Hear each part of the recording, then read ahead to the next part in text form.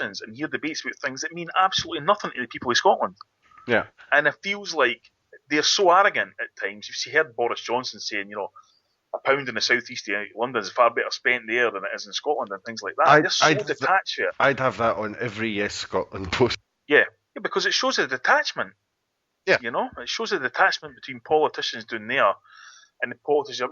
Because I've met politicians for all parties in Scotland, and I know how it works when in the various guises and kind of forums that I've seen them, that they send down the right kind of person for this. If you're going to speak to students, let's send that guy, and if you're going to speak to bankers, let's send that guy.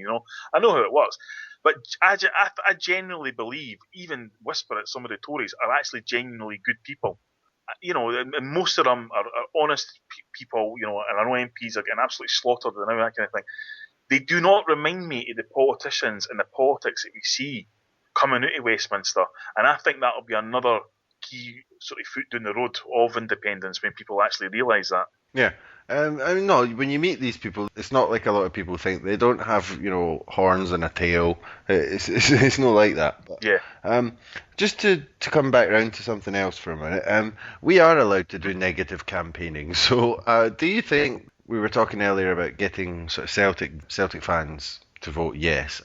Do you think a very simple negative tactic would be, have you looked at the list of groups supporting the No campaign? The Orange Order's on that one. Doesn't that tell you something? Yeah, well, that takes me back to an article that I read about 10 years ago. I think it was Ian Wilson who was the top man of the Orange Order then. I'm sure he is still now. And his actual quote was that they would take up arms in an independent Scotland. That was his. Now, Wow. First of all, I don't believe that's true because but that to me sums up the mindset and I think the SNP are completely aware of this. You can't get round the fact that there are a sizable amount of people in this country who will vote no for parochial reasons. For things that are about things like football teams, and what side of the sort of polarisation in Scotland, if you like, they think they fall on, or just vote no. But as you say, I mean, I'll give a perfect example of what you're just talking about, the people supporting it. I was given a link today to go into Bill McMurdo's website. This is a guy who lives in a red, white and blue house called Ibrox and that kind of thing. Yeah, that's a name I've not heard in a while. And he's got a blog, and on the top of his blog, which was independent of the actual thing he was talking about, was a promotion of the Vote No campaign. That's the kind of thing, and that's what I would say to anybody who's saying, well, I'm not going to vote yes because I hate the SNP. It's like, well, I tell you what you are going to do if you vote no. You're going to damn us to a lifetime of Tories and unionists and not being able to self-determine our own lives. And that is, to me, the crucial point. It's kind of like, forget the trivialities. This is a once-in-a-lifetime opportunity. And I genuinely believe that people in Scotland, when they go into that ballot box, will say, no, this is it, and they'll vote yes. Do you think there'll be a sort of fuck it factor when they get in you and you've got that question in front of you, like, how can I really turn this down? I do. Yeah, because going back to the young people thing, I mean, I think there's definitely is room for some negative stuff, and I definitely think it'll be ramped up in terms of, well, this is what you'll get under a continued United Kingdom. I also think that there's the two factors that's kind of pushing the Tories with this is, A, I believe Scotland makes money for the United Kingdom, so that's the first thing. B, I think Cameron doesn't want to be the Prime Minister that breaks up the Union. He doesn't want it to be done on his watch. Now, one of the things that I think will sort of encourage that kind of fuck it mentality is the Labour Party down south are disintegrating. For a party that had a huge, lead in the opinion polls are now kind of neck and neck with the Tories. And the reason is simple. They refused to oppose the changes to the benefit system and the welfare system and all that in the NHS that the Tories are basically dismantling. Now, apart from the fact that that's what we'd expect a Labour Party to do, they're supposed to be opposition, and they're not opposing anything. And so you're now getting just wee rumblings for Labour MPs who are saying, actually, you know what, we thought we were going to romp this thing. Sorry, the latest polls are all saying that everyone thinks Miliband's a clown. Aye. And that's it. He can't define anything. So what I think is, the less likely a Labour majority looks in London, in Westminster in 2015, the more likely people in Scotland to go, you know what, we need to vote yes. Because if the Tories get a majority the next time, look what they've been able to do with a coalition. So imagine what they've got in the back burner ready for a majority. It's scary, and I think the people of Scotland will realise that, and that's why another reason why I think they'll vote yes. Do you think there's kind of jam tomorrow from both sides in this debate? A lot of the yes side are saying that Scotland will be a land of milk and honey in future, a socialist democratic paradise. But on the other hand, the better together part, apart from when they're not predicting utter disaster, they're promising more devolution. Do you think that is actually going to come? I'm not convinced. Well, I would suggest that, and if we get to 2014 and it's a no vote, and it's only by say 4 or 5% or something like that, then I think you would certainly see a big kind of push towards Devo Max. I think that would be one of the things. But I think if you actually go in any shape or form of that frame of mind, you'll lose. You have to go yes, and that's it.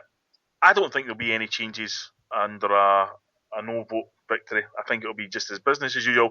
I think Cameron would use it as, oh look, Scotland actually do support us, after not being able to get any support in this country. But I mean, the very fact they were ruled by somebody like David Cameron when the Conservative Party's got one MP in this country is another reason why people have got to look at it. Because, whatever you think about the SNP, the Lib Dems, the Labour Party, Scottish Socialists, whatever it might be, at least in an independent country, you'll get who you vote for. Yeah. Absolutely, couldn't agree more. It's the I've mentioned it before, but it's the principle of it's in the Sir Walter Scott novel. It's better to have our politicians here in Edinburgh where we can throw stones at them because not even the strongest arm can throw as far as London. It's back onto that principle. Yeah. Even though Sir Walter Scott couldn't really be described as an independent supporter. But yeah, okay. If we can come on to like yourself personally. So you've explained a bit of some of the more pragmatic reasons why you support independence. But was there any kind of moment, anything particular in your childhood, or was it a gradual thing? For some people say it's just always seemed obvious to me. Other people say, oh, well, I read this book, and other people say, I had this conversation. What was it with you that said, okay, right, we've got to go, we've got to do this? Well, I mean, I was probably somebody, up until the age of about, 16, I was interested in football and women, and that was it. And then subsequently drink and things like that, and all the other kind of pleasures that young people go through. And I met a couple of people in my life who began to politicise me to issues, and then I started to become aware of the kind of surroundings around me, and I started to realise, living in a kind of impoverished area of Edinburgh, which at the time was deemed the AIDS capital of Europe, that opportunity wasn't something that knocked very often for people. And so I started to kind of realise that because at that time, of course, everybody was Labour, and that kind of thing, and this is long before, Tony Blair was even thought of.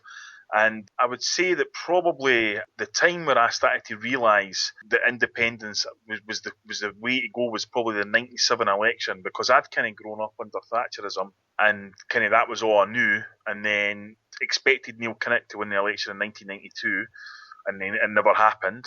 And then went through 5 years of kind of Major's kind of Mogadon society. And then, particularly then, because I think I was sucked in, I was 18-year-old when Major won, so I was kind of sucked into the fact that, don't worry, Labour's going to win, Kinnock's sound, this will be great. And whilst I was like a huge fan of Neil Kinnock, because I always liked Derek Hatton, I don't know if you remember him kind of shirking him at one time, was that at least it was somebody you could actually say, right, I know where he's pinning his colours to, etc. And that was fine. And then to then not go for that, and that was a period in my life where I was trying to get a job and I just couldn't, and I was probably 3 years unemployed and that kind of thing. And for many people in my area, kind of drugs and drink replaced employment. And so that was kind of what it was like. And then when New Labour came in, it wasn't just the fact that New Labour had come in, although that did, it was great at the time, don't get me wrong, I was delighted that happened, the Tory rule was over, 18 years yet, but there was, Sinn Féin made huge strides in the north of Ireland. There was no Tory MPs in Scotland, and it felt like change was happening at last, And I thought, you know what? And I think the country was in a kind of grippy nationalism at the time as well, because I'd kind of gone to Scotland games in the 80s and then stopped going because of the abuse both Aggo and people that played for Celtic and that going just had enough. Sorry. Can I interrupt on that just for a second? Just to talk about that with the going to Scotland games thing. I've gone to Celtic and Scotland games all my life. I agree with you. There was that sort of abuse of Celtic players. Even in the 80s, I went to a Scotland-Poland game and I saw Jakirovski getting abused and stuff like that. Yeah. And, yeah, but I was there. I would say that absolutely in the last 25 years that has diminished to nothing. I mean, I really think that doesn't happen now. It's been a big Yeah, change for the better. well, the game you speak about there, that was actually the game, the straw that broke the camel's back for me because We I almost got in a fight because we were arguing with people Aye, doing it. because I went because I was like just about 17-year-old, just coming up to 17-year-old then, end of the season.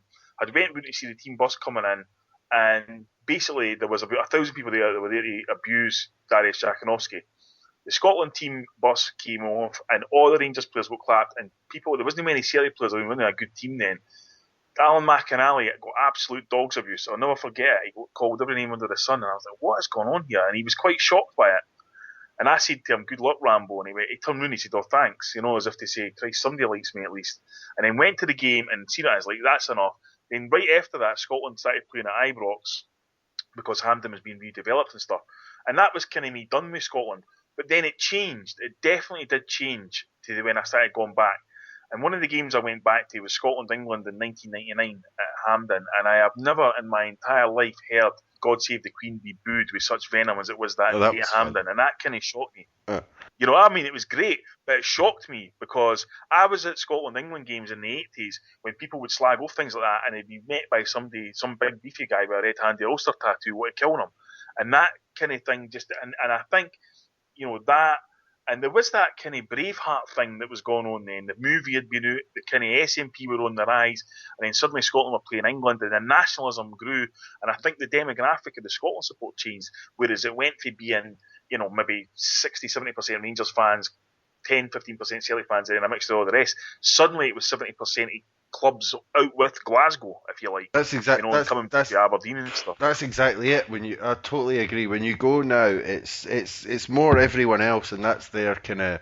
It's not Celtic or Rangers. It's everyone else's big day out, and it's kind of good atmosphere. Yeah. I don't really see the kind of hatred of Celtic players or anything anymore. The SFA is another matter, but the actual supporters on the day supporting the team, I don't see it. I think it's really been a big change, but a lot of Celtic fans are kind of haven't quite got over that because they had a bad experience at some time in the past with it, which I totally agree did happen. Yeah, I mean, I think, because I think you talked earlier about the generational thing. I mean, certainly guys that are older than us that watched maybe Scotland in the 60s and 70s who would have seen some incredible things. And I'm old enough to remember the abuse Brian McClure, who was one of the best players in British football and scored 20 goals per season for Man United, and yet when he played for Scotland, he got booed.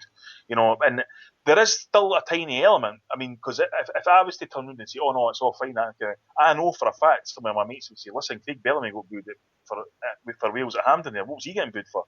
So there's always going to be that element. I just didn't think that's what the demographic is of the support now. And to be quite honest, the Scotland fans that I know that go home and away with Scotland couldn't give a toss about Celtic or anybody else. They just care about Scotland. To go back onto yourself, there's another interesting area in this because I believe you lived in New York for a while. Yes, that's right. 6 years. 6 years. What I find interesting here is when you talk to them about Scotland, what do they understand? Is it a little part of England, or what is it to them? It certainly doesn't have the same cultural impact as somewhere like Ireland does. I mean, that's the first thing. I remember having a conversation with somebody who, when just like Scotland. I mean, I've had conversations with people when you tell them in New York, when you tell them come to Scotland, and you think you've just told them you've come to Mars. And how did you get here? As if you came on a spaceship and things like that. Do you guys still live in mud also huts and stuff? Is it like Braveheart? Yeah. One of my cousin in California's girlfriend asked me if we had running water and electricity once, and things like that. I've also had conversations with people who you tell them no idea whatsoever, and you say, "Oh, Sean Connery, not blank."